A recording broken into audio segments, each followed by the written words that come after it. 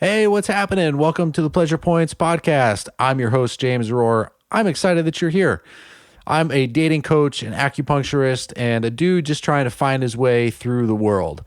My guest today is awesome. But before we get to that, I want to let you guys know that I have a new website. It's called invitinginlove.com. Invitinginlove.com. This is for all the single ladies out there who are frustrated with what's going on in their dating lives. And if you know that you're ready for a change, I know that I can help you. So check out the new website. There's a link there to a masterclass, which is also brand new. Check it out. If it resonates with you, book a call. I'd love to speak with you to get you clarity on what the best next steps are for you to attract that amazing partner. Now, my guest today is Philip Attar. He's a Reiki master, a mindset coach, and a sound meditation guide. His practice is centered around mastering flow and igniting consciousness. This dude is awesome. He was sick. He got some crazy autoimmune disease that I'll talk about in the podcast. He healed himself completely naturally from that. And now he's devoted to helping others find that flow and consciousness in their own lives. Dude used to be a New York City creative director, and now he's really working a lot as a coach, doing Reiki mindset practices and helping people to reconnect to their heart. I had a really good time talking with him, and I know you guys will enjoy it too. You can check him out at Instagram at Philip Attar. That's at PHILIPATTAR, or his website is philipattar.com. So without further ado, let's welcome to the show, Philip Attar.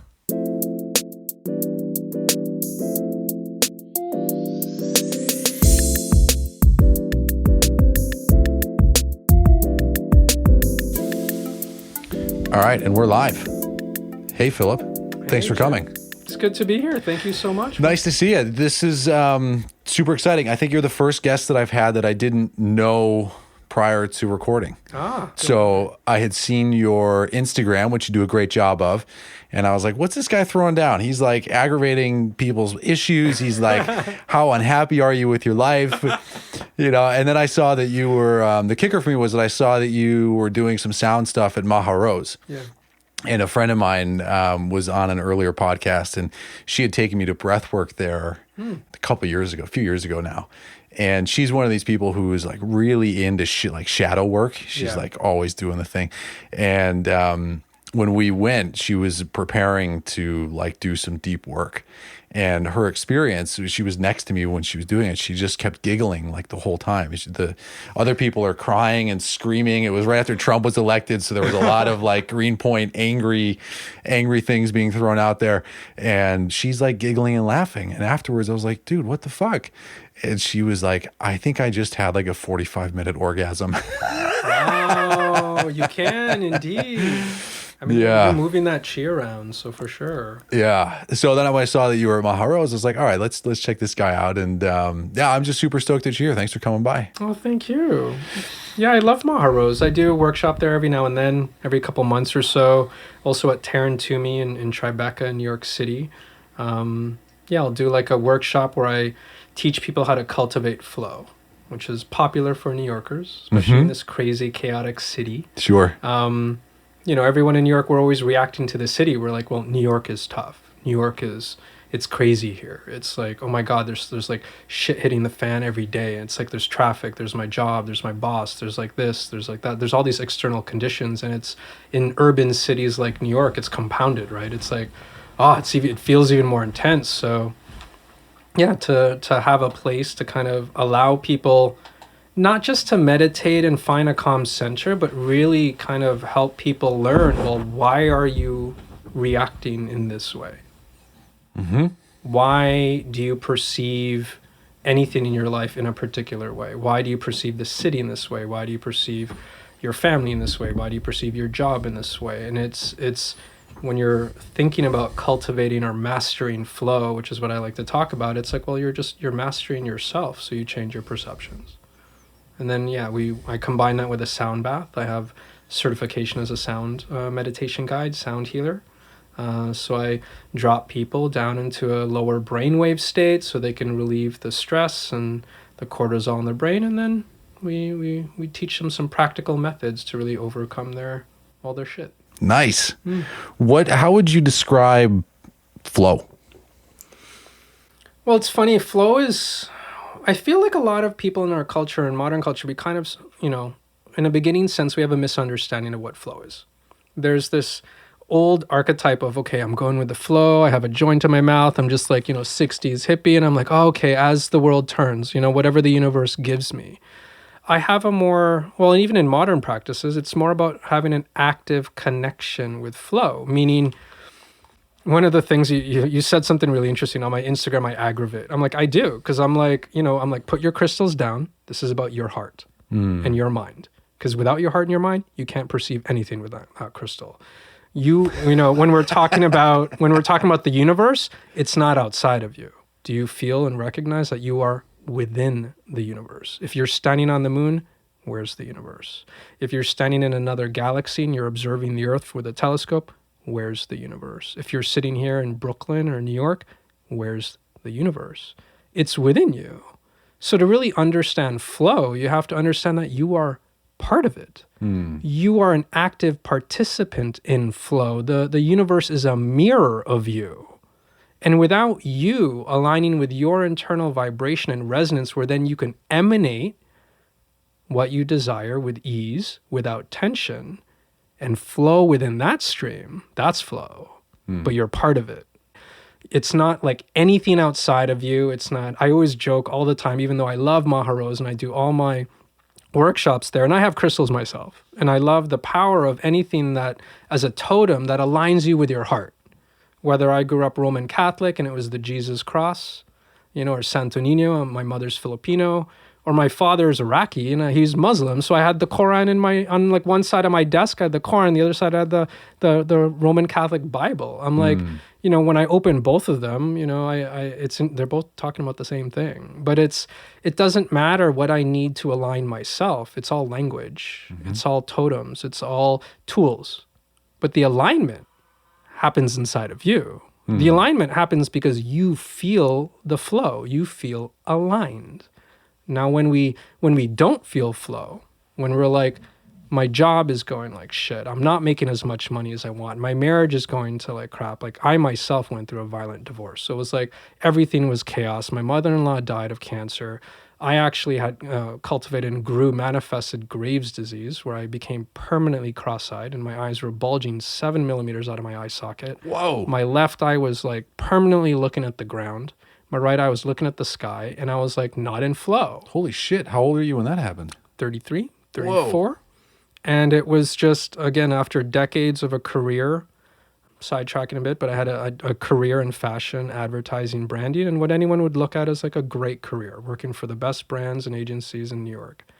And when the stress builds up, when you're not in flow, i.e. you have tension towards any part of your life, and you accumulate that tension on a cellular level. And when you're not aware of it, it builds up in your cells. It's building up inside of you. And until you recognize that you are responsible for all of that, it'll build up to the point of, with me, it built up to the point of dis-ease. And that's when we're not in flow. So, yeah. Awesome. Fuck. Yeah, that was crazy. Did you wake up one day and your eyes were askew, or was it like a slow thing? Well, it's kind of how I got into this practice. As a Reiki master, mindset coach, and a sound meditation guide, I was actually working full-time in fashion for a few decades, or 16, 18 years. Had a great career working for all the top fashion agencies in New York. Had everything I needed, got the paycheck, got the car, whatever. And I was married, and I thought everything was going well. But I was always still angry. And many creatives in this industry in New York, I think, could resonate with this. I was a creative director, and I was an asshole. I was like, some of my art directors hated me. And, even though I was like, I practiced meditation. And I was, several times in my head, I'd be thinking I was a hypocrite. I'm sure people thought that too. And it was essentially what was happening was decades in my life up until my 30s of just unalignment with who I was. I grew up with a schizophrenic father. My father was on welfare. My parents got divorced when I was 6. Of course, all the tension and identity of that. My mother worked her ass off. I love her to death. God bless her. She as a single mother hustling to just keep food on the table and make sure we're not on welfare as well. But we lived in cooperative housing, and then just all the tension around, what everyone has in their life. all that tension accumulates when you're not listening to yourself. And we're not trained in this society to do that. You don't listen. You do things because of an assemblage, an identity that you want to create. I wasn't popular. I was insecure. So I'm like, okay, good. I'll go into fashion because then I'll be popular and I'll be secure. And that's most people in fashion. And I think everyone can relate with that. It's the most insecure people that get into it that then create so much beautiful beauty from that insecurity. You know, when people would take photographs of me and be like, oh, you got great style. And I'd always joke. I'm like, yeah, it was ingrained in my insecurities to make up for whatever I didn't love about myself. Yeah. Long story short, the tension builds up in job after job where I'm just not happy after decades. I'm just unfulfilled. I'm unconnected. I'm angry. And then I get married with someone who I love. We loved each other, but then we're also going through identity issues at that time. Who am I? I don't even love my job. You define yourself with your career and what you do. And when you don't love that, well, who am I? And then long story short, even our relationship wasn't working out. It was very violent marriage, in all honesty, verbally and physically. It was ballistic. And to the point where we're constantly fighting. Cops would be called in the subway. We'd be that couple. Wow. And just like shit's constantly hitting the fan. And all that tension is building up in my cells. And not just from the marriage or the job those past few years, but from my whole life. And you're not conscious of it. You're not, when we talk about enlightenment, I wasn't awake. I was in the emotions that I was feeling and I was allowing them to suppress me. So, taking care of her mother in Connecticut, we moved to Connecticut to help her mother. She was sick from breast cancer. We had a violent marriage, fighting every day. Us going through all of that, the financial stresses of also the family and just cancer in this country and hundreds of thousands of dollars in medical bills. Her mother passes away. Our marriage goes to shit. I go off into the woods in Connecticut and I'm like screaming off the top of my lungs. Screaming. And I literally 2 weeks later, I wake up. And because I let out all that stress, and not in a good way, the rage, I woke up, my left eye, it just was like, you take this for granted. You close your eyes, open them, you're looking straight. They weren't looking straight. They were like down. And then I could feel them like slowly after 5 minutes move back to center. And I'm like, what the fuck is that? And then I get into fights with my wife at the time about that too, because she's like, oh, it's fine, it's fine, whatever. I'm like, no, there's like something going on. And then, medical bills, doctors, diagnosis later. About a month and a half later, it just stayed down. My left eye stayed down. My right eye started moving up. 3-4 months after that, my eye muscles started pushing the eyes out. And I had to wear an eye patch, couldn't wear my contact lenses anymore. And my eyes were actually bulging out of my head. And I couldn't work. I couldn't see. My security in myself was shot. Everything. It was like I was full of dis-ease. Yeah. To the point where my body was like, okay, you haven't been listening, Phil. Fuck you. No, really. It's like, you're not paying attention. I know that dialogue, yeah. Fuck you. Here you go. You're going to listen now? And then, a couple months into it, it's like fully cross-eyed bulging, and then I couldn't work for like 2-3 years. I just kind of went in a hole in Connecticut. Didn't even tell my friends here. They're like, where'd you go? I'm like, I just went into the woods. Wow. There's a connection in Chinese medicine between anger and the eyes, the liver meridian. Yes. Yeah. Yes. Yeah, because I had a detached retina when I was in acupuncture school. And listening to your stories, I'm just reminded of that whole experience. Eye things are fucking crazy. Oh, man. And it's interesting when you talk, I love that, because when you talk about it from Eastern practices, I studied Qigong as a kid in Kung Fu. And it was just the alignment of interesting how my creative arts and my vision was impaired because I wasn't aligning. Also, it's a thyroid condition, throat chakra. When we talk about this stuff, chakras are just adrenal glands. There's 7 chakras, 7 centers of adrenal glands in your body that distribute different hormones depending on how you feel emotionally. That's it. There's no magic, no woo-woo. Yeah. That's it. And it's like, I couldn't communicate who I was for years. Couldn't communicate in my relationship. Couldn't communicate with myself. I was a constant pathological liar to myself throughout my entire life and to others. And then the anger builds up. And what gets impaired? The thyroid weakens, autoimmune disease, activates Graves' disease, muscles inflamed in my eyes, the anger that you're talking about, and boom, dis-ease. in Western medicine. They're like, oh, we don't know what causes it. I'm like, you guys kill me. That's another conversation. But yeah. So then what do you do? I mean, if you were doing Qigong as a kid, I love Qigong. I would imagine that you had some kind of awareness of the subtle body or subtle energy, even though sounds like for a while you chose not to pay attention to it. Well, yeah, you do it as a kid until you're teens, and you're like, okay, I don't need this shit anymore. I could deal with life. And then 20 years later, you're like, oh, I think I know what that's about now. But it's out of necessity. So I'm going to doctors, seeing endocrinologists, and just doing it the traditional way. They want to like cut the bones in my eye muscle so the eyes will reset. I'm like, fuck no. They want to rip out my thyroid and give me drugs for the rest of my life, hormone pills. I'm like, that doesn't sound right. Like, why should I do that? And I remember one doctor was like, well, your body's not balanced. And then I told her, I'm not going to name any names or which hospital. I was like, it clicked in me. My Qigong practice came in my head in that second. Yeah. If my body's not balanced, why can't I rebalance it? And that was after tens of thousands of dollars of just appointments. Sure. Over a year. Right. And nothing's healing. You're just like, they don't even know. They're like, okay, try this. I'm like, and I was already an angry guy. When a doctor tells you, okay, try this, I'm like, fuck you, why? It's costing me $17,000. Is it going to work? We're not sure. Well, why should I do it? Yeah. And when they can't give definitive answers, I'm like, why am I listening to you? Yeah. And after tens of thousands of dollars later, no disrespect to that industry, but just in my personal experience, I was just like, I'm fucking going blind. I'm literally broke. I'm in debt, like 80 grand. And I'm like, this isn't working. I was so angry. And then something clicked with the balance. I'm like, well, if my body's not balanced, I'm going to try and balance it. And then I was just like, boom, change my diet. I ate like crap. As an expense account advertising guy, I was 30 pounds heavier than I am now. I'm 150. You look at old pictures of me even on Facebook, or even like my girlfriend, I showed her some, she's like, oh, you look like a dick. I look like that guy, that New York ad guy. Oh, she literally said that last week. I showed her a picture. She's like, number one, I'm 30 pounds heavier. She's like, you look like a dick. That's amazing. And I'm like, yeah, I was.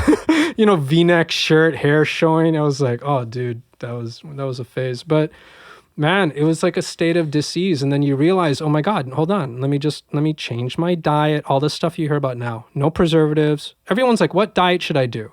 It's so simple. No preservatives, like whole food. Whether you eat a little meat or not, there's another debate there, but just whole food, period. If you can't pronounce it, don't eat it. Right. If your body can't process it naturally, don't eat it. No sugar, no sodas, no juices, just water and vegetables and just whole grains, and that's it. And that's all I did. And then I just committed to Qigong and meditation every day with consistency. Not like, let me try it once every month. Right. It's like, let me open up this app and let me try it. Now I'm like, no, I was going blind. Consistency. A year and a half later, the eyes started to reset. Wow. I visited my endocrinologist. They went back to about 1 millimeter out of my eye socket. They reduced like 5-6 millimeters. You're looking at me now. I'm like, they're straight. And my doctor was like, where'd you go? Did you go to this? Would you go to Mount Sinai? Did you see that guy? I told you. Did he fix it? I'm like, no. I meditate and I eat vegetables. I rebalanced my body. Yeah. Hard to profit on that. Yeah. You can. I mean, that's an awesome conversation there. Oh, man. I'm just really, there's so many things that I'm vibing with on this. I was telling you before we started about how I used to be sick. I was 18 or 19. I was 19, I think. Was diagnosed with ulcerative colitis. I started having like rectal bleeding, and the doctor on the first diagnosis was like, this is what you have. You're going to have it for the rest of your life. There's nothing that you can do except take Chronic this medicine. Illness, yeah. Yeah, you're going to have this disease. He goes, you and I are going to be seeing a lot more of each other. And if you're lucky, at best, you'll be able to manage your condition. 19, never really been sick before. And this is the message. And I'm like a wood constitution anyway in Chinese medicine. So, I tended to irritability and anger. And I was just getting like more and more sick over the years, and I'd call him and be like, hey, I started taking this medicine. I think it's making me worse. And the doctors are like, no, it's not the medicine making you worse. It's you just getting worse. So I kept taking it, and I just did all of this shit. But the turning point, people are like, well, how did you end up like healing yourself? And I said, well, I don't know if that I healed myself. I put myself in a position for my body to take better care of itself and to find its way into flow. But I distinctly remember being out on a vision quest. So I've done a lot of work with some Native Americans. And so I was out doing this vision quest. I must have been sick, I don't know, maybe for 5 or 6 years with active symptoms. And I've been so excited to do this vision quest. I was so excited. And then the moment they kind of closed the loop and then left me for a couple of days, I was filled with this like anger and this desire to be anywhere other than I was. And I was like, I'm going to honor my commitment. I'm here.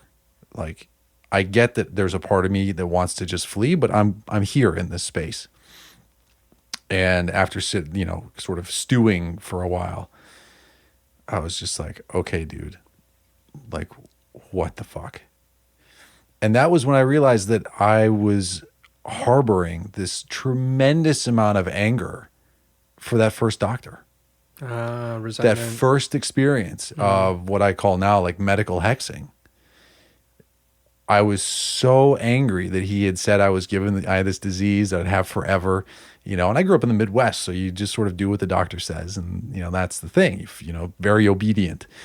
And I had to really look at that anger, and then I just followed the anger thread from the doctor and then, where else did it go? But I think that becoming aware of all of that anger and irritability and resentment that I was holding internally was a huge turning point in my healing. Because I mean, you can't heal. I don't think you could really heal if that's the kind of shit that's going on inside your body. No, you can't. I mean, there's two huge things that are happening there. There's the biology of belief, which is, the medical, what do you say, the hexene. Yeah. It's so interesting in this medical industry when they give you a diagnosis that they don't even know themselves. Right. Like, they're really not certain. Like, they can't say with definition that for sure. They're like, most likely you will have this for life. And then you think you will have it for life, and then you perpetuate that. So let's dissect medically what's actually scientifically happening in the biology of your body. When you have thoughts, and this is just the nature of just modern epigenetics, if anyone's interested in all this stuff, like Dr. Lipton and whatnot, the biology of belief. Yeah, this is about, 3 things that affect your DNA and your cells. Environment, so how you live, what shampoo you use, the pollution around you. There's trauma, something physically happening to you, or actually catching a disease, airborne or whatnot, or through the blood. And then there's thoughts. Those 3 things affect your cells, and what they actually affect are the proteins that are attached to the DNA molecule. And the protein changes shape based on positive or negative electrical impulses depending on your thoughts that either can activate or deactivate a genetic function or malfunction to actually strengthen your immune system or weaken it and suppress it. And when we're angry, we're essentially in fight or flight mode. This is modern science. It's like, and then adrenaline rushes and all the energy in your body is rushing to go towards anything to survive, like as if you're being chased by some saber-toothed tiger. Meanwhile, nothing's happening except for your anger and emotions that are angry and suppressing the cells in your body. And then maybe you have a genetic predisposition, but then you activate it. Yeah. And that's what they said. They were like, oh, you took the genetic test. Like, you were positive for this Crohn's marker. Like, clearly this is what you have. He didn't even say, like, most likely we'll have it forever. He was They're just like, this is what you've got. Yeah, that's like voodoo. So, I know. That's modern day voodoo. So years later, I mean, I unravel it and it's like, oh my God, like, how could they even say that? Like, I mean, even if that's true for 999 people out of 1,000, like, maybe you're the one. It's like, it's that crystal ball kind of experience is intense, So then I loved your story about when you go to the doctor about, I was like, well, I ate well and I meditated, because when I eventually got the clean bill of health, the doctor looked at me and he was like, this is like 4 doctors later, I've been fired by everyone in between. And he was just like, I don't see any trace of the disease. And I said, great. He's like, well, by law, I'm supposed to keep telling you to take medication that you haven't taken for years. Of course. Like, okay. And he's like, you're not doing anything right now? I was like, well, I'm taking care of myself. I said, I used to take a bunch of supplements and now I've weaned off of those and I'm feeling good. You know? Yeah. And he turns off his like dictaphone for the medical notes, and he just looks at me. He's like, "Good for you, kid. Keep up the good work." Yeah. You know, which is great. And I was just like, whoa. And I had spent so much time visualizing that moment. You know, we work with the same coach who talks about like driving a Bentley. You know, and he was like, when I got behind the wheel, it was like no big deal because I'd lived it. I had lived that moment where a doctor looks at me and says, "We can't find the disease anywhere." Yes. I had lived that moment so much that when I heard it, I was just like, yeah, of course this is what you're saying. I mean, I've been feeling better, obviously, too. But I was like, that was one of those moments where I was like, oh, this was my future pacing manifesting here. Yeah. And then when I left his office, I just started crying. It was just so the beautiful. profound sort of like, oh my God, finally. Well, it's all that's the one thing you and I share. Anyone that's full of disease, it's like disease. It's like all that rage builds up and it literally bubbles up as friction in your cells. Like I always say to my clients, it's like, imagine your cells as like your fist, and then take your other hand and wrap it over it. Now apply pressure. Yeah. Now, what if you do that over like, it's like a snowball. Do that over 1 year, 2 years. And I'm doing it right now. And like you grab the fist, like grab it even harder. 3 years, 10 years, 20 years of aggravation that you're not consciously aware of because we're not connected to our feelings. You're not connected to your heart. You're conditioned to just look at the outside world and then fulfill yourself with whatever you're doing or acting on or whatever you're surrounding yourself by. And we're actually not looking within. And then when you're not looking within, the tension builds up and you can't fix it because you're not even looking in the area that needs to be fixed. You can't even diagnose anything because you're not even aware it exists. And this is enlightenment. This is consciousness. This is being awake and not. And that's when people talk about enlightenment and dharma and like samadhi and like raising in our consciousness and kundalini rising, that's it. It's awakening to a level of consciousness where you realize you are not your emotions. You're actually a consciousness that is detached from your body, but connected, just perceivedly, like you're actually, oh, hold on. I'm looking at my hands under a microphone and I could move them, but that's not me either. You're like, whoa. And I'm not high. I'm not doing ayahuasca right now. I'm like sitting here with your cat and some tea. We're just talking. I don't even drink. It's like, holy shit. Like, that's it. But that's the point.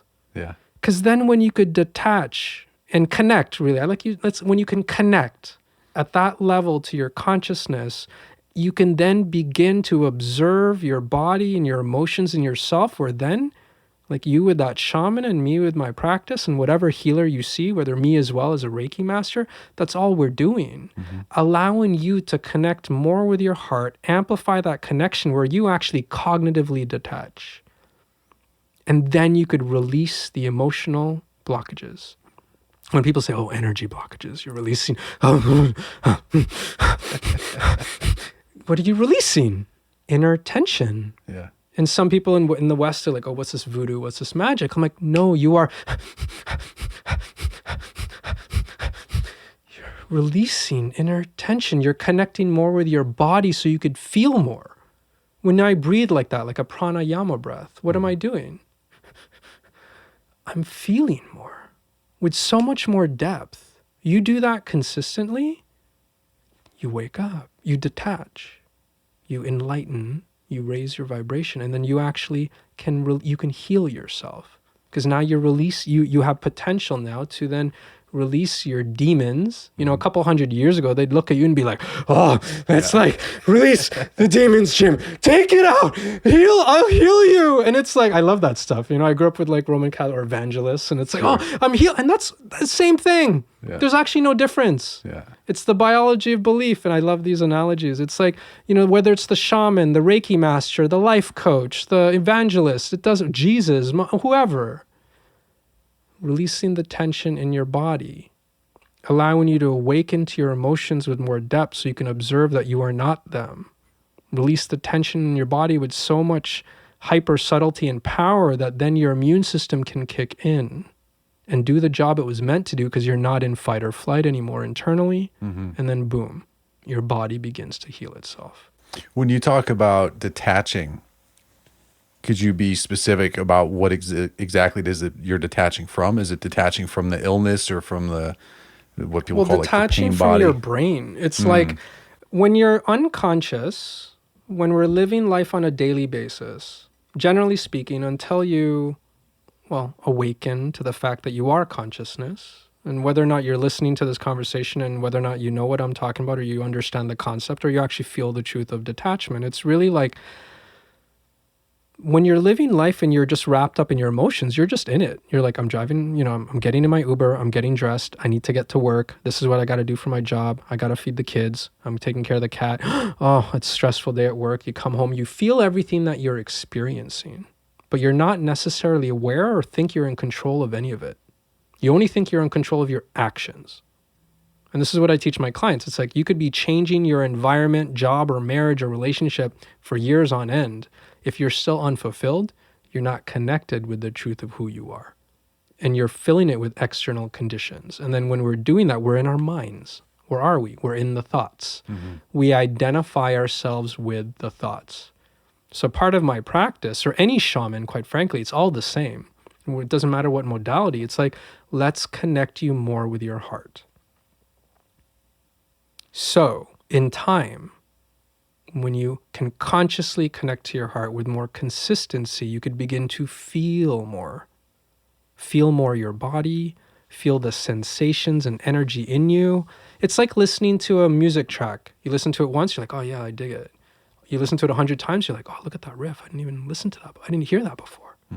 That's what you're doing with your body, to the point where eventually, whether you need a hallucinogen or ayahuasca to actually activate it for you, or whether or not you can just, with your own intention and practice, an internal practice, that's the whole point of meditation, you're observing your insides more, where you become more subtly aware of the energy inside of you. And then one day you're like, oh, not my thoughts. That's detachment. I'm not my thoughts. But again, I feel odd saying that, because at once you detach from the thoughts, you detach from identifying yourself with the thoughts and the emotions. And then you realize that I am connected to my consciousness. And it's my consciousness that is actually running this show. And I'm this puppet that I can direct within universal laws. There's only so many things I can do. Like 95% of my subconscious controls my behavior. Past conditioning. 5% or less is conscious thought. Oh, okay, I dig these laws. So now that I'm aware of them, I don't have to fight it. Now I can learn to flow with it. And that's the point of learning all of this shit. That's the point of reading all these books and awakening to enlightenment. You're essentially awakening to principles of just life. Like in the Tao, when they're like, observe the flower and you see life. And when I was young, I'm like, what the fuck does that mean? You're like, what are you talking about? But you're like, oh, a flower lives and a flower dies. A flower fights tension to grow out of the soil if nurtured well. It rises up to the sun intuitively. There's forces beyond it. It's intelligent, but it's also part of a system. And when you're looking at like the Tao, when you analyze this stuff and you read it and you really become one with it, you're like, oh, that's me too. Because we're all part of the same universe. Oh, I don't have to fight it. Now this is when I can really flow with life. This is when you could manifest what you desire. This is when you can heal yourself of disease and Crohn's and Graves' disease. And my eyes could actually uncross, and they said the same thing. They're like, okay, you don't do these surgeries. You'll just live with this for the rest of your life. I'm like, yeah, fuck you very much. No, thank you. It's like, sorry. It's funny as a spiritual healer, even my clients are like, oh, you swear a lot. We love this shit. Yeah. I'm like, yeah, I mean, this is real. Yeah.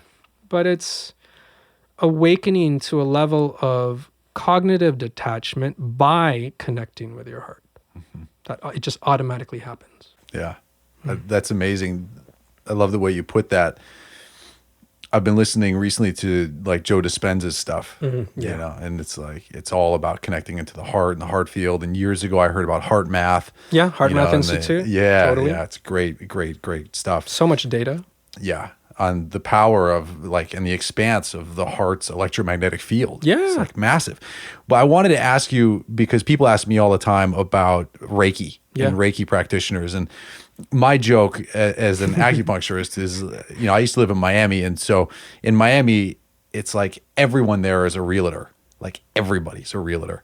And that's what I like to think about Reiki practitioners too. It's like, there's a lot of people that say that they're Reiki practitioners or that they do Reiki, but there's a huge difference between people that are really kind of good at it, basically. And so not all Reiki practitioners are alike. So I'd love it if you could explain a little bit about kind of your approach and your take on Reiki and all that. That's actually an awesome conversation, an awesome question, because I have a lot of tension towards, not tension. There's a lot of, I feel I'm also here to help, like, okay, let's create a new discussion around Reiki. Reiki essentially is a Japanese version of a Southeast Asian process. Like Usui, the Reiki master who came up with Reiki 150 years ago, he actually found Sanskrit manuscripts, so he didn't come up with it. Oh, cool. Every culture's shamanistic healing practice is centered around the heart. Period. Whatever you do, it's around your internal energy in your heart, whether it's Qigong, some type of heart-based meditation, some mantra that you have to feel the connection in your heart. I mean, Roman Catholic Jesus, what was the image? His heart bleeding out, like coming out of his body, emanating with rays. I'm like, that's Reiki. It's like, and biofield energy, you look at those I just envision the poster I had in my room of like Jesus with his heart and like rays coming out of it. I'm like, that's Reiki. It's like your biofield energy. Yeah. Reiki essentially is just connecting to your heart with more intention consciously so you could amplify that energy, lower your brain waves, lower the cortisol stress hormone, increase dopamine, increase immune response, and then you heal yourself. I'm not healing you. I'm enabling you to heal yourself. We can also talk about frequency and entrainment. We're made up of vibration, which has a resonance, which has a rhythm, which has a frequency. So if I lower my frequency, because I'm able to, because I've practiced it for years, and I can take myself from this to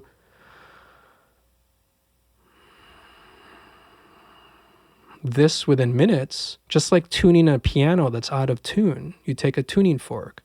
You take it at a higher frequency. It's a bit low. You hit it. The string entrains itself to meet it halfway. And that's just physics. Mm-hmm. Same thing happening when you walk into a room. You walk into a restaurant. They play calm music. You walk in. You're like, oh, I feel chill. This shit's real. It's vibration. Right. You feel chill because the music and the environment and the energy of the environment help bring you down.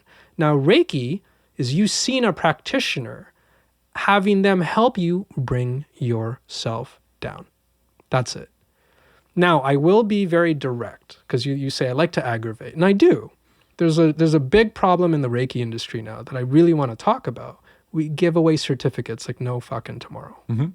Everyone, you're right. Everyone is a Reiki practitioner because that's how I got it. It's a 1 to 2 day course. It's the same thing I got. I didn't even take a course. I had a practitioner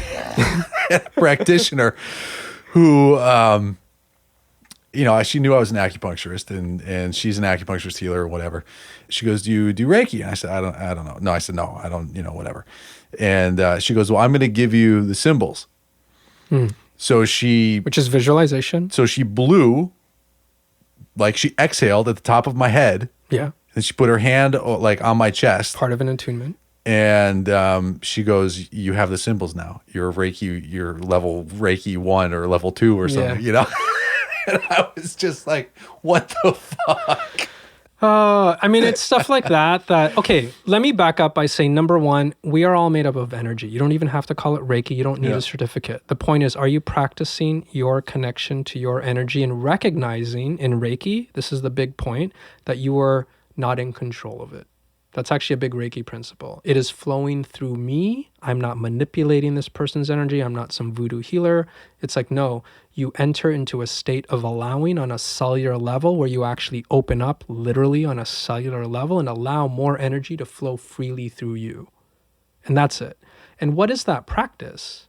That's a practice, if you're mastering it, of releasing the tension internally, learning to lower your heart rate, open up the cells.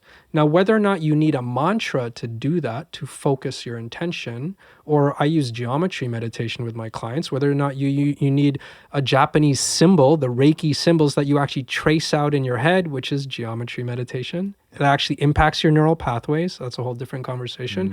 It actually literally massages new neural pathways because you're tracing a shape in your mind. And that has a whole different benefit of the pineal gland and activating more chi and activating more energy. But they never really describe that in Reiki. No, I've never heard that before. They're just like trace out the symbol in your head. Yeah. And they're like, no, this is impacting your neural pathways, your connection to your pineal gland, which releases different hormones, opens you up to a state of expansion where you could bring in that energy through you. Now I lower my heart rate so much that you lower yours too. I always thought it was just to like hold someone's focus. Intention. Yeah. So it's both though. There's something biomechanically, biochemically happening in your body, and then any mantra or symbol is there to help bring you back. I lose my focus. I'm thinking of whatever, my car, my bills, my dog, my girlfriend. I'm like, okay, hold on, bring me back. Use a mantra. Bring me back to where though? My heart. Bring me back to my heart. Now, whether you call it Reiki or need a certificate, that's not the point. The issue I have is consistency. You can't learn consistency in a 2-day workshop. You can't. And most practitioners, the way I learned, they didn't teach me about it. They're just like, okay, well, they say keep practicing, but they're not like, okay, well, what am I practicing? And I feel like it lacks at least a little bit more description. Because in the past, it was very beautifully poetic. Because also the way I learned Qigong and Kung Fu, it's a little vague, but that's the point. It's like, don't analyze, just feel it. Like my Kung Fu master. I'm like, well, how does this work? What is it? He's like, stop fucking asking questions. Right. Just keep doing it till you feel it. So I understand that. And that's actually a huge Japanese also principle in teaching verbally, and everything's through, they don't write anything down in Reiki. It's like, actually, it's spoken, it's passed down verbally from generation to generation. That's the original principle. It's Western culture that wants to give you a handbook and write it all out. And it's also Western culture that I have to admit that's like, okay, well, I want to know what's happening. But I think because of the way people think now, it would help them to describe, this is a heart practice. You're increasing your biofield. You're lowering your brain waves. You're entraining your body, which is helping someone else entrain their energy. And then they can enter into more allowing and openness where they can feel more energy and not be as blocked. And that's it. That's Reiki in a nutshell. And I think that's also the reason I stopped giving away Reiki 1 and 2 certificates. I stopped last year. I'm like, I don't like this, 2-day session, even sometimes 4-day for Reiki 2. And then a year later, someone's emailing me, well, Phil, can we chat? I'm still kind of unclear. I'm like, well, then fuck it. I'm not going to teach it like that. I'm going to come up with like a 6-month course, and whoever wants to learn it, yeah, we'll dive deep. Sure. And then you will feel it. And then now you can actually practice it because you feel it for yourself. So I feel like a little bit more of that is needed. Yeah, it gets back to what we talked about before we started recording about commitment. There's the huge value of being committed. Yeah. And what that does to the body and the energy field and outcomes ultimately. Yeah. Well, and it's easy to commit for a day, for, a couple hours, but to make that as an ongoing commitment is hard. Well, Usui's first student, the woman in Hawaii who brought it to America, she, like in the beginning, Usui charged $10,000 equivalent for anyone to learn from him. And that was the same principle even in my Kung Fu. It was like, who's committed? It's like, when Batman has to get that flower and bring it up to the top of the mountain and like, I forget, the Dark Knight or all these stories of some healer or a guru being like, you got to like climb this mountain and do all this stuff to find me and then I'll teach you maybe. It's like, that's commitment. And if everyone's giving it out, and it's this odd, I can't fight it too much because on one hand, everyone just wants to share more love and energy, and you can't, that's beautiful. That is beautiful. So there's this like interesting thing that, quite frankly, yes, that's needed. So I'll kind of take a step back and be like, okay, yes, that's needed. But now how can we do it with a little bit more intention? Have people really dive a little bit deeper. Like maybe it should be a month course. Come on, like 4 weekends at least. It's like, but we need to do that as practitioners and take responsibility for it. I also am a marketing guy. So from a business perspective, there's a reason these Reiki practitioners do it that way, and I can't blame them.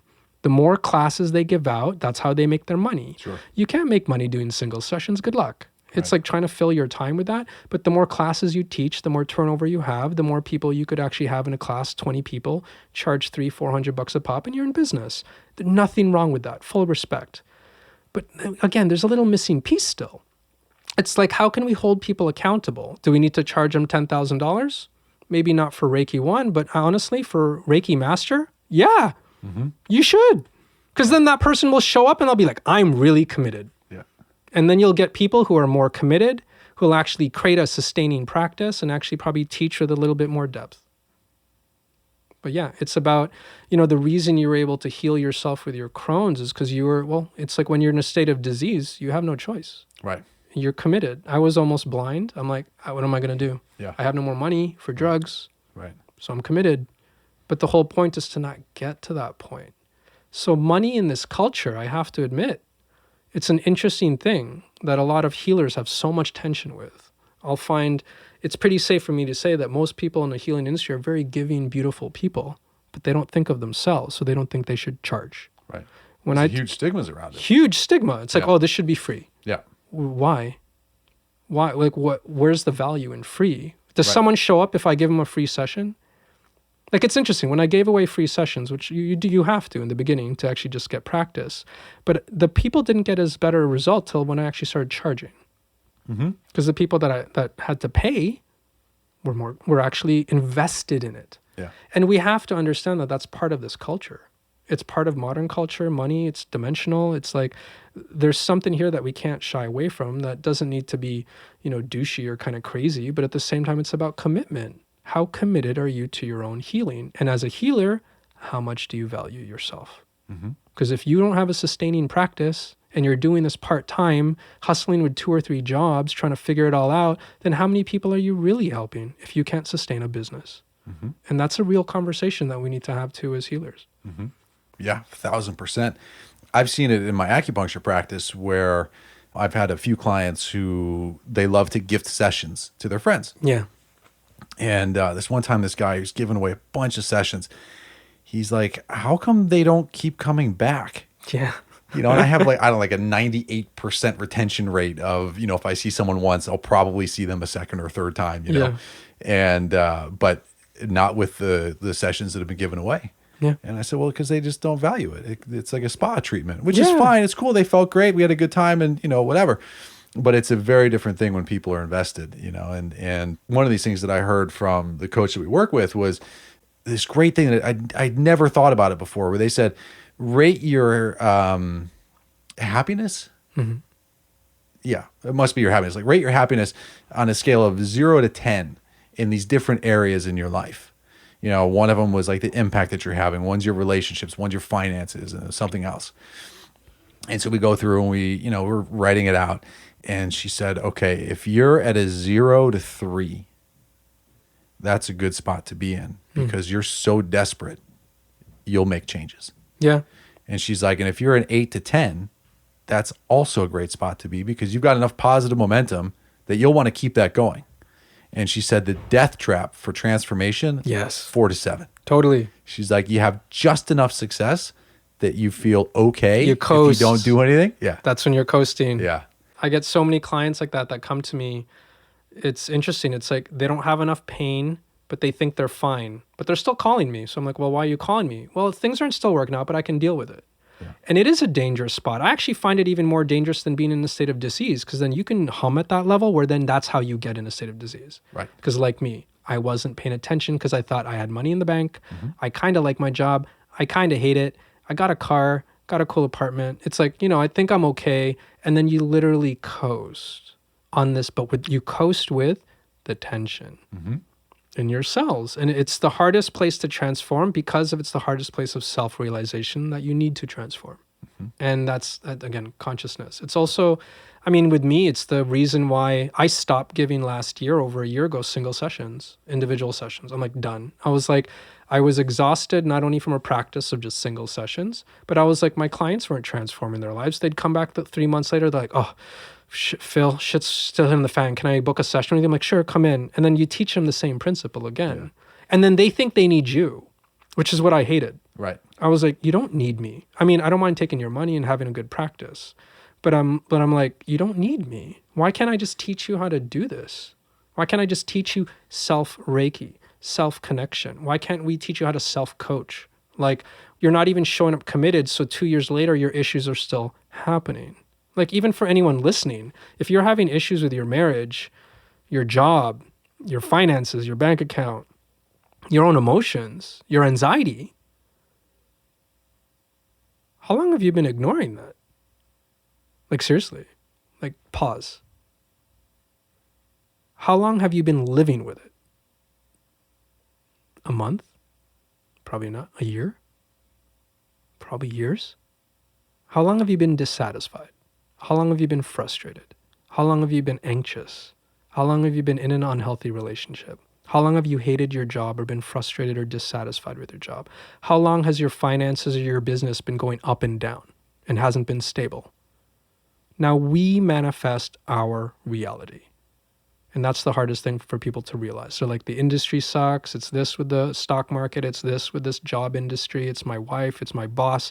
Like, no, we vibrate and resonate at a frequency and we emanate that based on our emotions and feelings. And then we either can act consciously with power and confidence, or we act with hesitation, apprehension, frustration. And then you ask yourself, well, why do you think you don't have much money? Why do you think you're not as abundant? If you have hesitant energy, then you get hesitant outcomes. Yeah. Bottom line. Yeah. And do you think you're going to fix that with 2 Reiki sessions? Mm-hmm.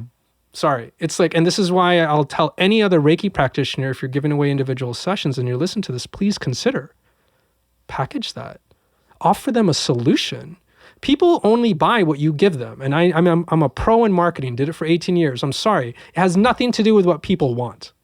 It's what can I create to make you want something? And I'll fill that market with that. And you will buy it because I will manipulate you to do it. I'll create a cool ad. We'll do this for this luxury brand. We'll make you feel that you need to attach your identity to this image because you actually don't have an identity. So then you'll spend $4,000 on that coat. Thank you very much.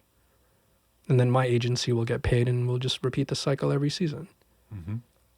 But you got to ask yourself, it's like if you're an individual practitioner, offer them something where they can actually come back, where you actually offer them a solution, offer them 4 or 6 sessions in a row consistently and watch them actually change.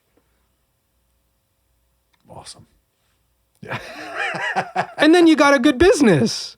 But the thing is, a lot of healers are afraid to do that. They're like, oh, but I need to help people. Yeah. I need to give away my sessions. I need to only charge 100, 150, 100 bucks for this session. They don't have any money. So no, that's our limiting belief. Yeah. I didn't have any money to deal with my disease, but I had to do it. Yeah. It's the problem with our emotional issues in this culture. We actually don't think it's a big problem because we haven't broken a leg. But if you don't have any money and you broke your leg, you're going to figure it out. Mm-hmm. You have no choice. Right. But with your emotions, what you're talking about, that 4 to 7, you think you're fine? I'm sorry. Think about it. No, you're not. Yeah. How long do you want to live at a 4 or 5? Right. When I get calls from women inquiring about the dating stuff, someone who's just out of a breakup, in many ways, is way better, way more motivated. They're in the 0 to 3. Oh yeah. Than someone who's been single for 3 or 4 years. Because they've figured out life without a partner. They've habituated themselves to the loneliness. And one of the things that I say to them oftentimes is like, listen, you've got to be decisive. Mm. Like I hear all the time from women that want their partners or their people that they're hanging out with to be decisive and to choose them. Mm.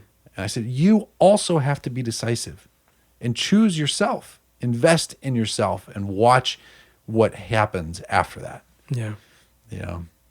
I got a note from a woman that I had a call with 2 years ago. She was calling. We talked about, what was going on with her, and she chose not to work with me. And she reached out to me last week. She's been following my stuff and seeing what's going on. And she said, hey, this guy just broke up with me. We'd been together for a couple of months, and I need help. If you could talk in your Facebook Live about how to communicate better, like that would be great.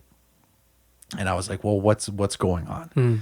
And she said, well, we started off great. He was like saying all the right things, and we were feeling all this stuff. And then he started going through all sorts of stuff. He was like, depressed and lost his job and all of these things. And she goes, and he started to pull away and retreat.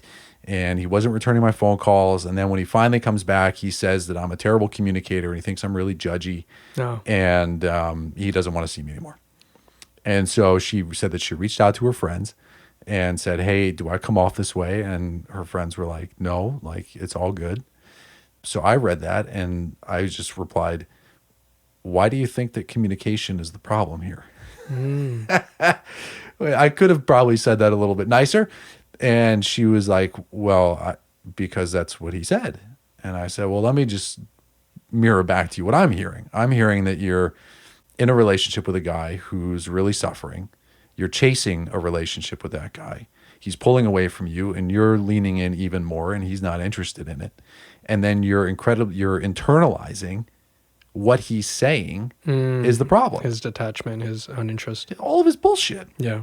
You've completely internalized it to the point where you're reaching out to me to get advice on how to communicate, which the short piece of advice is don't be an asshole. Yeah. Communicate from kindness. Talk to them as you would like to be talked to. Real simple. And connect with who you are so you could realize that, hold on, is this person even for me? To actually be consciously aware that person is actually in pain. He doesn't desire me. And that's fine. To be okay with that. Because if there was alignment, you desire each other. Yeah. Yeah. And, I don't remember enough of her history. If she has a history of chasing, unavailable guys, or feels like she needs to be overgiving in order to get, her value and worth. But it was interesting to see where, a lot of times what people think is the problem isn't really the thing. I mean, you must see that all the time with your clients who, say that they're unhappy with their job or their boss this or their boss that. And you're listening to it and you're like, I'm not hearing or feeling any kind of heart energy coming from here. Oh, 100. Except fear and despair, maybe. I had a beautiful call this morning with I interview clients before I work with them because I've created a practice, I guess, similar to you. It's like I have to pick and choose my clients because I spend so much time with them over a long-term 3-month program. It's like if we don't love each other, we're not working with each other. I want to look at my calendar. You booked a session for our weekly call and I'm like, oh, so excited to see Jim. Let's rip it. Let's do it. Let's dive into our heart. And if we don't feel it, we don't feel it. But she had such a beautiful experience. But many people come to me because they want to realign their creative careers and do something to help humanity, and they're just not sure what. Meanwhile, all this stuff is going wrong in their career. They're not making as much money. It's affecting their relationships. They're just creatively unfulfilled. They've been bouncing from job to job, and they come to me thinking it's the career or the relationship. And we dig deeper, and we're like, it's not the job. Again, not the external condition. It's that when we're at a stage where we're not compassionately aware with us and our heart. And when we can breathe that heart in and be consciously aware, like that beautiful woman with her own experience, it's like to be consciously aware not even of ourselves, but of someone else that's in need, that actually they not only, it's not really that they don't desire us, they're just in a place where they need to be by themselves. They're not pushing you away because they don't like you per se. They're pushing you away because they don't need you at this moment because they need themselves more. And that level of compassion can only happen when you detach again from your emotions, from your labeling, from your internal monologue, from your internal judgment. And then at that point, everything's circling so much in your head where you're stressed out for 10 years or you call someone like you or me. And all we do is help you unpack that. So then you align back with your heart. You align back with your you feel more compassion for yourself. You recognize, oh, this is who I am. I've been living a life outside of me. I've been trying to, create a mask of who I am based on what my father, mother, family, society tells me I should be. Went to college because of this, got this certificate for this. But hold on, did I want to do any of that? Do I know who I am? I mean, we hear this all the time in relationships. You can't find the love of your life if you don't love yourself first, and you have to know you. If you're not in a relationship where someone is not loving you for you, you have to ask yourself, are you emanating the truth of you? Or is there a disconnect between what you're actually projecting and what you feel you are? And it's that disconnection that when someone's in an unfulfilling relationship and they're like, well, he's just not giving me what I need. I'm just not, vibing with this, or they don't love me. And it's when we're not aligned with who we are, our hearts, all of that, my marriage, my job, my finances, my disease, your Crohn's, all of it, it goes to shit. Mm-hmm. And that's the work. Everything from any healer, coach, shaman, talk show, Oprah. I mean, I love Oprah. Super Soul Sundays. I'm like, I'm still manifesting. I'm gonna be on that show. I'm like, Nice. I've been like, it's like Oprah, if you're listening. It's like for real. It's like all these people, all we're doing, Eckhart Tolle, Deepak Chopra, everyone. It's like Sam Harris also. It's like all these modern. Even Joe Rogan in an interesting way, in his own way, he's very woke. Yeah. But he's a UFC masculine dude, but he throws in some He's Oprah for dudes. He's Oprah for dudes, hunters. And I know this because my cousin Audi is actually a UFC. He's a what do you call an agent for fighters. So it's all in the, Nice. In all that. So I'm just like, oh yeah, he's talking about meditation for dudes. He breaks it down practically because we all need our own coach. Mm-hmm. Everyone has their own tribe. And that's what I love. All of us coaches, healers, podcast hosts. Like we're all here not just to wake people up, but to heal them. But how? We're all here to connect them more with their hearts and their feelings so they can trust themselves, so they could live their best lives by being who they are. Yeah, and we know that in relationships, attunement is super important. So a really simple way that I talk about it with my clients is like, if you're not attuned to yourself, how can you be attuned to somebody else? Yeah. Oh, that hits home. Yeah. I was so not in tune in my last marriage. Yeah, I missed the mark too. I'm also divorced. I totally missed the mark. There were some things that I felt sort of righteously justified with, and there was a lot of sensitivity. I even apologized to her after we got divorced, and my friends would be like, dude, you have nothing to apologize for. But I knew in my heart I did. This is someone that I was in a relationship with. We have a child, and I was not able to be attuned to her. She needed a level of sensitivity from me that I didn't give her. Oh, that's exactly the same. Yeah. With my ex-wife, when her mother was sick with cancer, I couldn't give her the love and compassion she needed. I was so full of fear because it was all brand new to me. Yeah. And I also grew up, quite frankly, without a father, like a family. So the idea of family and supporting family as number one was like, I didn't know how to do that. Single mom, I love her. She left me $5. She's like, deal with your day at 6 years old. It's like, latchkey kid. It's like, I can't afford a babysitter. If my sister's not available, just don't open the door. Here's a pizza. And it's like, when you don't develop those skills, again, I wasn't awake to it. I was just like, what the fuck's your problem? I'm here. My wife was in a lot of depression, and so she couldn't work. So I was working in advertising, so I paid for everything, even though I couldn't really afford it. You're trying to fill your relationship with stuff outside of you, and it's like, but I wasn't aware of what she needed, which is compassion, love, and true understanding that family comes first. And my own blockages, my own baggage, crutches that I brought into the relationship, I wasn't able to be. I wasn't awake to it. And it crushed us. Yeah. And that's on me. That was my part of it. Yeah. She had her part, but that was mine. Yeah. And I feel that. it's interesting when that's it. It's like our past blockages, repeated patterns, subconscious conditioning, because the way your brain remaps or maps a neural pathway in one direction of how to deal with life, and then you enter into a new circumstance, you're like, beep, beep, beep, I don't know how to deal with that shit. And the other person's like, well, I need you to. This is a marriage, right? Well, show up, I need you to. And that's when relationships just combust. Mm-hmm. And what's the bigger issue? We don't know how to give to ourselves first. I had this thought just recently. I've been chewing on it for a little while now. I forget how it came up. I was thinking about what's the meaning that I'm ascribing to failure. And it occurred to me as a thought that I'm sitting with that I was afraid, I probably still am in some way, to be humiliated. And I'd heard other people talk about that before, that's like a thing, and I never connected with it.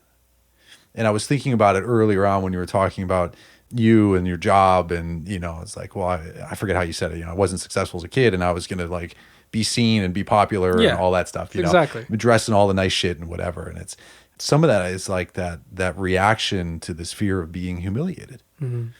And yeah, I've been sitting with that. And I think sometimes too, when I was thinking about when I was married with, when there was frustration there, like, why was I so triggered? It's like, was I afraid of being humiliated if we were broke, for instance, if we couldn't afford rent, it's like, was I so dreadfully afraid of being humiliated by that? that instead I just sort of lashed out and was angry and defensive and, mean. Yeah. And I was like, whoa.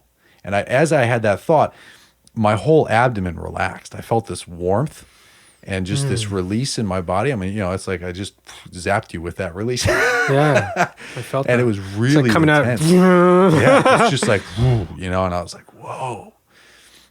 And my dad is a guy who's like super put together, like got all the nice fucking clothes, beautiful house, like the whole thing.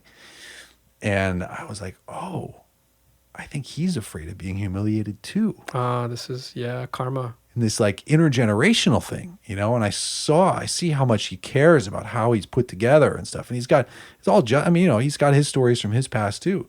But now I'm like doing this experiment where I'm looking to see in other places in my own life and people that I know and clients and stuff. It's like, how much is this fear of humiliation impacting what they do and don't do? And even my clients with dating, it's like, why aren't you just out there? Like, just fucking text the guy or like send the thing, But that fear of being humiliated, of no-shows, of ghosting, of saying that you loved and then him not requiting that love, It's just like...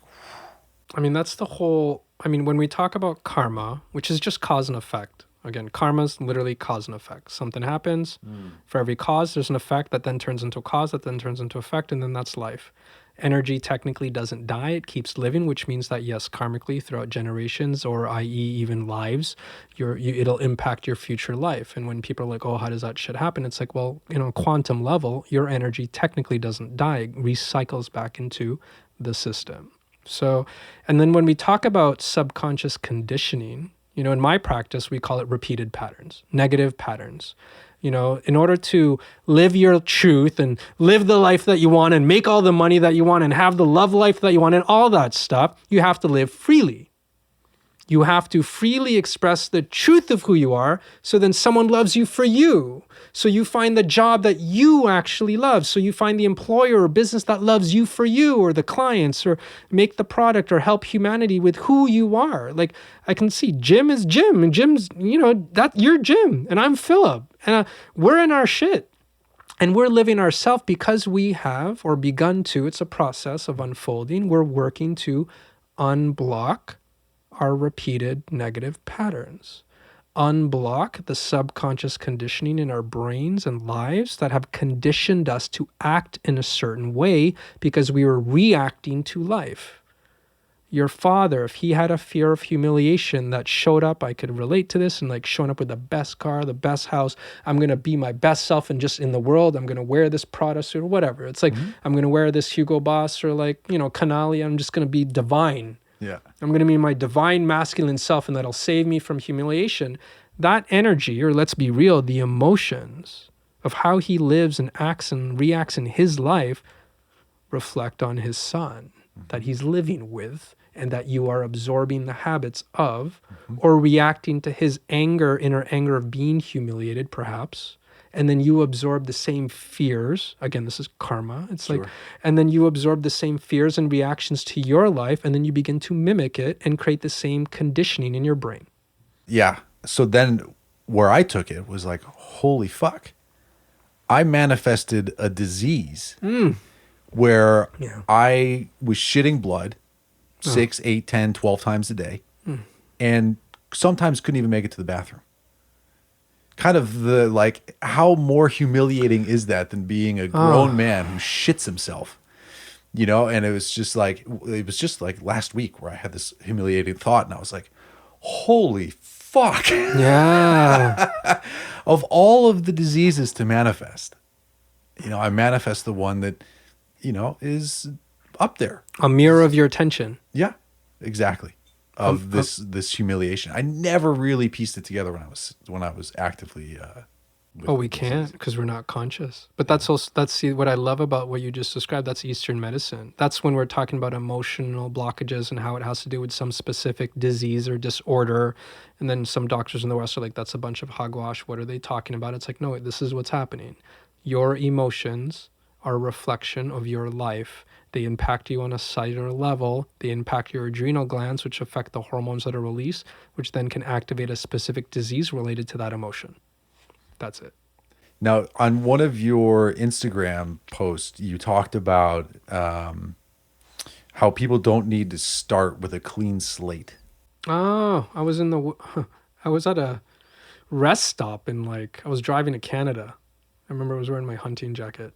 Not that I hunt, but it's just a comfortable driving jacket. I remember that. It's interesting. You're actually reminding me of that's one of my favorites because it's like, especially with my clients, you build up all these emotions and anger and resentment, and you're like, how am I going to fucking start a good life now? How am I going to get married? How am I going to get a divorce? Yeah, Like I've all the absorbed practical. my father's humiliating thing. How do you overcome that and now create a free life? Right. And how do I get a new job? I got to pay this New York rent. How do I even start? Where do I begin? I know I'm someone new. I want to create this new, business to help humanity, but I'm still this asshole fucking creative director working on P&G toothpaste. It's like, how do I do that? And the first thing I'll say to someone is, what makes you think you need to start from scratch? Yeah. And they're like, what? I'm like, you built a foundation. You built all of who you are. You built over however many decades, 30, 40 years. The fact that you want to move into a new direction is literally an effect because you're reacting to something you don't desire anymore. And that's awesome.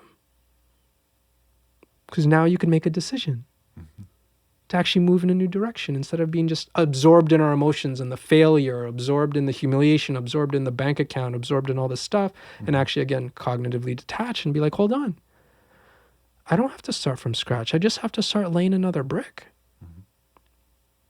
I just need to start. I don't need to demolish the house. I can just start disassembling one piece at a time and rebuilding an extension to the point where the extension's built. Now I leave the old one.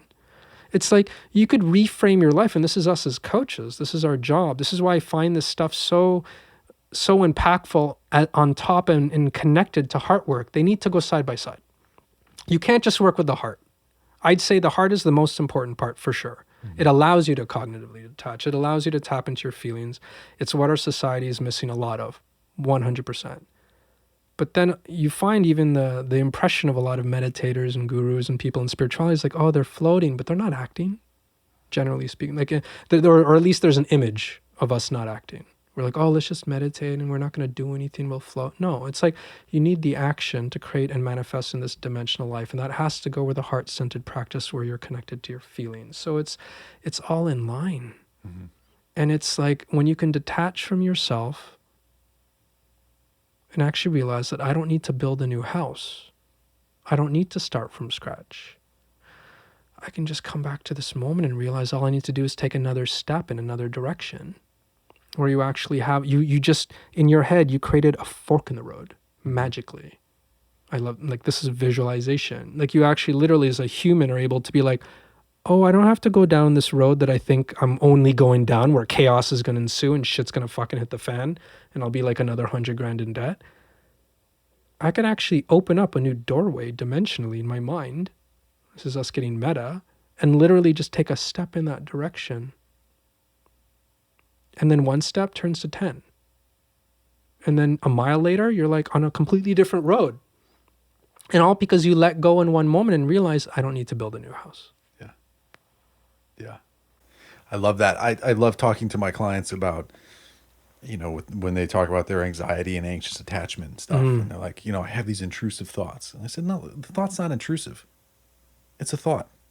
It's just there. And it might actually be your guide. And getting rid of that might possibly be a terrible idea. Yeah. Instead, listen to it. What's it telling you? Oh, well, it says I'm fat. Well, are you fat? Is it intrusive? It sounds like it might be telling you the truth. Maybe it's moving you to that 0 to 3 range. Yeah. It's tired of being stuck at that 4 and 5. To ultimately get to action, and I know that with your program, your clients that you work with, it's connecting with the heart and then giving them a strategy. Yeah. How do you implement this? And that's what you can't get in a one-off, right? No. It's like this. You feel good for a while. It's like right. a Band-Aid. We talk about that all the time in our industry. It's like these are Band-Aids. You feel great. Yeah. I'm sure everyone leaves single sessions with anyone feeling, oh my God, I feel amazing. Yeah. But your brain, neural pathways, you're not rebuilding them in a new direction. You're not really learning how to build consistency with your own heart connection so you don't rely on that healer or coach. Mm-hmm. And if you want to take action and actually change your life, you need consistency. You need to be committed. You need to actually take new actions in the new direction to overwrite the old subconscious conditioning. That's just math. That's just physics. It's like, and if you're not doing that, and you got to ask yourself, well, this is why you're in the same relationship you don't love. This is why you're in the same career you don't love, because you're not actually taking action. And you can't take action when you're not aligned with your heart. And that's it. It's like, and analyzing our feelings, and it has to be both a heart practice and a mental practice. You know, we have to feel the connection to our heart, so then we can cognitively detach and be able to look at the feelings and go, oh, I'm not the thoughts. Now I can move forward in another direction. And that's how people can actually change their lives quickly. They don't have to wait. Right. Awesome. Yeah. Dude, this has been great. So good. Thanks for coming on. I love this. Who is your ideal client? If someone's listening to this, and what are some things that you would see in them that says, okay, you can work with them, they need to call you? Well, I think on a bottom line, I help people find their purpose. People who feel lost.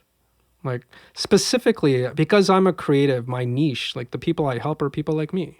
People in a creative industry who are creative professionals who have been probably bouncing from one industry to another every 5 years or so, and they're probably successful on paper, but they're dissatisfied. They have a ton of talent. They have a huge heart, and they want to do something to help humanity. That's it.